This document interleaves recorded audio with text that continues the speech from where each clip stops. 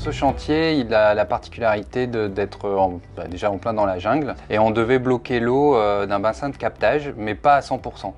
Volontairement, le client, pour des raisons qui lui sont propres, on devait laisser passer une partie de l'eau passer. Donc on a installé une nouvelle barrière simplement parce que l'ancienne était usée. Le dispositif de la barrière anti-inondation, c'est une installation simple et très efficace.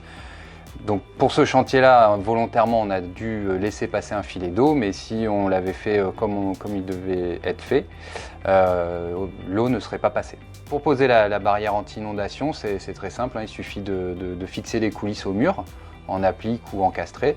Ensuite, on empile les pales planches, les unes sur les autres, et on met en place les vérins qui vont serrer, qui vont appuyer les pales planches les unes sur les autres pour mettre en compression les joints d'étanchéité.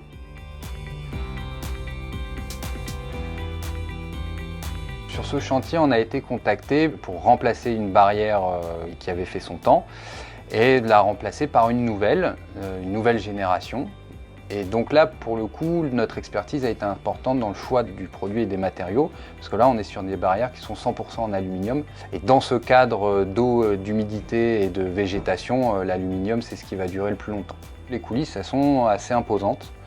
Alors, soit dans une construction, on peut l'intégrer dans la construction, dans les murs, ou soit elles pourront être habillées par la suite si vraiment on est chez un particulier. Après, c'est quand même un produit qui est d'abord axé pour du professionnel, de la collectivité, mais on a déjà fait quelques chantiers chez des particuliers, ça s'est très bien passé, il suffit d'avoir un peu d'ingéniosité pour les cacher.